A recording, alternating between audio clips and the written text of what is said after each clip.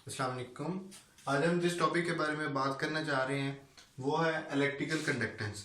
Electrical conductance जो है ये बेसिकली मेटल की प्रॉपर्टी है और ये मेटल्स शो करते हैं। मेटल्स क्यों शो करते हैं?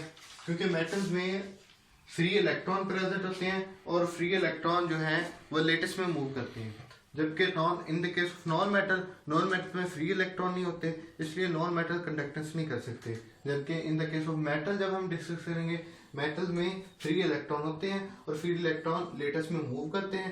लेटिस में मूव करने की वजह से वो इलेक्ट्रिकल कंडक्टेंस होती है। इलेक्ट्रॉन एक साइड से इलेक्ट्रिसिटी लेता है और आहिस्ता आहिस्ता चलता जाता है, वो इस तरह दूसरे एंड पे पहुंच के वहां इलेक्ट्रिसिटी दे देता है। इस तरह इलेक्ट्रॉन की मूवमेंट होती है, इस तरह इलेक्ट्रिसिटी मूव करती है। तो बेसिकली ये थी इलेक्ट्रिकल कंडक्टेंस के क्यों करते हैं मेटल और नॉन मेटल क्यों नहीं करते, ये है बेसिक। और अब हम बात करते हैं पीरियोडिक ट्रेंड की। इलेक्ट्रिकल कंडक्टेंस का बेसिकली पीरियोडिक ट्रेंड क्या है? सबसे पहले हम बात करते हैं electrical conductance of group 1A and group 2A element की।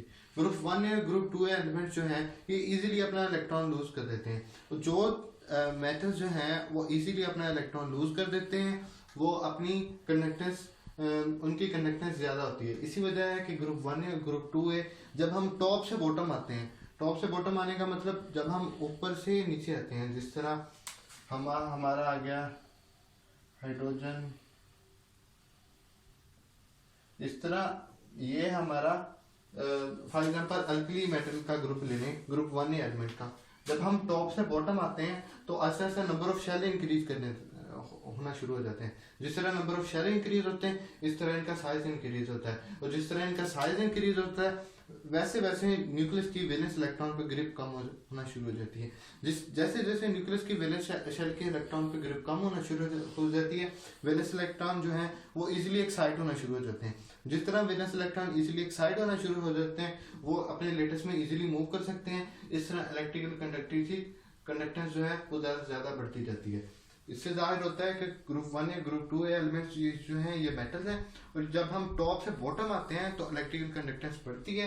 वो क्यों बढ़ती है? क्योंकि उनका साइज बढ़ता है। जब साइज बढ़ता है न्यूक्लियस की वैलेंस इलेक्ट्रॉन पे ग्रिप कम हो जाती है। जब न्यूक्लियस की वैलेंस इलेक्ट्रॉन पे ग्रिप कम हो जाती है तो जो इलेक्ट्रॉन है वो इजीली मूव करते हैं, लेटेस्ट से एक एंड से मूव करते हैं दूसरे एंड तक जाते हैं और इलेक्ट्रिसिटी कंडक्ट करते हैं। बेसिकली बात करते हैं मेटल्स और group 1B have high conductance. इसमें आता है copper, silver and gold. Gold के बारे में तो आपने सुना होगा कि इसको रस्ट नहीं लगता, इस वजह से ये एक्सपेंसिव मेटल है। तो इसमें आता है कॉपर, सिल्वर और गोल्ड। कॉपर, सिल्वर और गोल्ड ये तीन ऐसी मेटल हैं जिनकी extra ordinary high electrical conductance है। इनके मुकाबले में किसी की भी इलेक्ट्रिकल कंडक्टेंस नहीं है। जब भी इलेक्ट्रिकल कंडक्टेंस सबसे हाई बात की जाती है तो इन तीनों मेटल पर डिस्कस किया जाता है। इसी वजह से इन्हें कॉइनेज मेटल कहा जाता है। कॉपर, सिल्वर और गोल्ड, इनको कॉइनेज मेटल कहा जाता है। ट्रांजिशन मेटल जो है जिनमें लैंथेनाइड्स आ जाता है, एक्टानाइड्स आ जाता है। लैंथेनाइड्स और एक्टानाइड सीरीज है पूरी जो पीरियोडिक टेबल के लॉ पे दिए जाते हैं, जिनमें लैंथेनाइड और एक्टानाइड से स्टार्ट होते हैं। ये दो सीरीज हैं, लैंथेनाइड और एक्टानाइड, और भी ट्रांजिशन मेटल हैं। तो इनमें मतलब कोई खास केस नहीं है, इनमें कोई बेसिकली बहुत ज्यादा हाई इलेक्ट्रिकल कंडक्टेंस होता है और कोई बहुत ज्यादा कम इलेक्ट्रिकल कंडक्टेंस होता है। अब हम बात करते हैं ग्रुप 4A। ग्रुप 4 में एलिमेंट्स होते हैं कार्बन, सिलिकॉन, जर्मेनियम, टिन और लेड। सबसे पहले हम बात करते हैं कार्बन की। Carbon in the case of graphite conductor है, in the case of diamond it is non conductor. अब हम बात करते हैं कि वही कार्बन है, वो जब ग्रेफाइट में आता है तो वो कंडक्टर बन जाता है, जब वो डायमंड में आता है तो वो नॉन कंडक्टर बन जाता है। अब हम कार्बन को किस में रिकॉर्डेड करें कि वो एज ए कंडक्टर है कि वो एज ए नहीं कंडक्टर? तो हम बात करते हैं इस स्ट्रक्चर से। कार्बन का स्ट्रक्चर देखें, कार्बन जहां भी देखें आप, कार्बन की चार वैलेंसी पूरी है।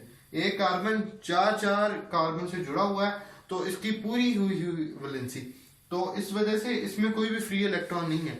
तो हमने कहा था इलेक्ट्रिकल कंडक्टेंस के लिए जरूरी होता है कि फ्री इलेक्ट्रॉन मौजूद हो। फ्री इलेक्ट्रॉन मौजूद होंगे, वो फ्री इलेक्ट्रॉन लेटेस्ट में मूव करेंगे, जब वो लेटेस्ट में मूव करेंगे तब इलेक्ट्रिकल कंडक्टिविटी होगी। इन द केस ऑफ ये है डायमंड का स्ट्रक्चर। डायमंड के स्ट्रक्चर में कार्बन की वैलेंसी 4 की 4 पूरी है, तो कोई भी इलेक्ट्रॉन फ्री नहीं है, तो इसलिए ये नहीं शो करेगा इलेक्ट्रिकल कंडक्टिविटी। ऑन द ये है ग्रेफाइट का स्ट्रक्चर।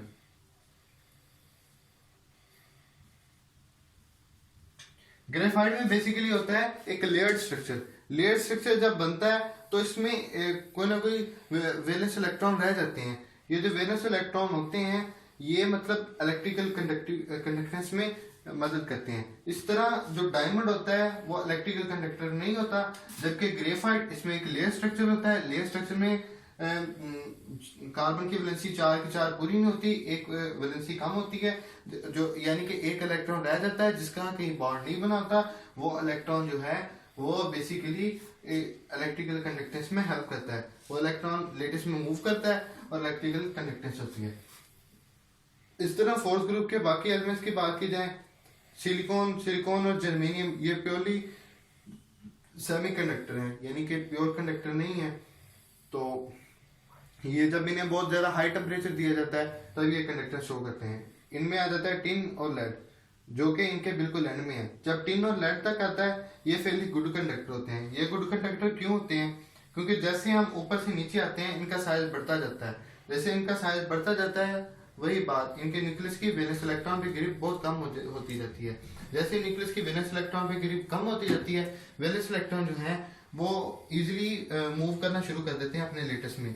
जिस तरह वैलेंस इलेक्ट्रॉन अपने लेटस में इजीली मूव करना शुरू कर देते हैं तो वो बिल्कुल फ्री होना शुरू हो जाते हैं। बेसिकली इलेक्ट्रिकल कंडक्टेंस डिपेंड करता है फ्री इलेक्ट्रॉन पे और इलेक्ट्रॉन की मूवमेंट लेटिस पे।